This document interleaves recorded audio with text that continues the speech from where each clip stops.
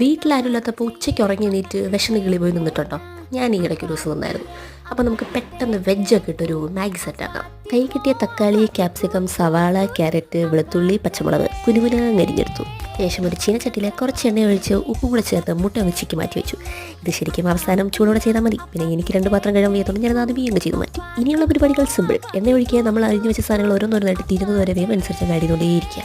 ഞാൻ വെളുത്തുള്ളി തുടങ്ങി അവസാനം ക്യാരറ്റിൽ അവസാനിപ്പിച്ചു. ഇനി ഒരു ഇച്ചിരി കുരുമുളക് പൊടി, ഉപ്പ് ആഡ് ചെയ്ത് അടിപ്പിടിക്കായിരിക്കും കുറച്ച് വെള്ളം ഒഴിച്ച് അടച്ചു വയ്ക്കുക. വെള്ളം പറ്റുമ്പോൾ ഒന്ന് തുറന്ന് മിക്സ് ചെയ്ത് നമ്മുടെ മാഗി മസാലയും കൂടെ ഒന്ന് ആഡ് ചെയ്യുക. ഇനി ഒരു ഇച്ചിരി വെള്ളം ഒഴിച്ച് നമ്മുടെ മാഗി മസാലയും വെജ് കൂടെ ഒന്ന് മിക്സ് ചെയ്തെടുക്കുക. ഇനി ഒരു 2 ഗ്ലാസ് കൂടെ വെള്ളം ഒഴിച്ച് നന്നായിട്ടൊന്ന് തിളപ്പിച്ചെടുക്കുക. തിളച്ച് വരുമ്പോഴേക്കും നമ്മുടെ മാഗി ഇട്ട് കൊടുക്കുക. പിന്നെ എനിക്ക് നല്ല ക്ഷമയെന്നുണ്ട്, ഞാൻ ഇടയ്ക്കിടയ്ക്ക് ഇങ്ങനെ തുറന്നു നോക്കും. മാഗി വെന്ത് വെള്ളം പറ്റിയ അപ്പം തന്നെ മുട്ടയും കൂടെ ചിക്കനും കൂടെ ആഡ് ചെയ്ത് കൊടുക്കുക. ഒന്ന് മിക്സ് ചെയ്തെടുക്കുക. നമ്മുടെ സംഭവം സെറ്റായി. ഇനിയിപ്പോൾ പ്രത്യേകിച്ച് പറയുന്നില്ല, പെട്ടെന്ന് ഒരു പ്ലേറ്റിലൂടെ തട്ടുക. ടച്ചിങ്സ് ആയിട്ട് കുറച്ച് കെച്ചപ്പ്. കൊള്ളാമല്ലേ? എന്തായാലും നല്ല ടേസ്റ്റ് ഉണ്ടായിരുന്നു. അപ്പോൾ ശരി, ഒന്ന് ട്രൈ ചെയ്ത് നോക്ക്. ടാറ്റാ.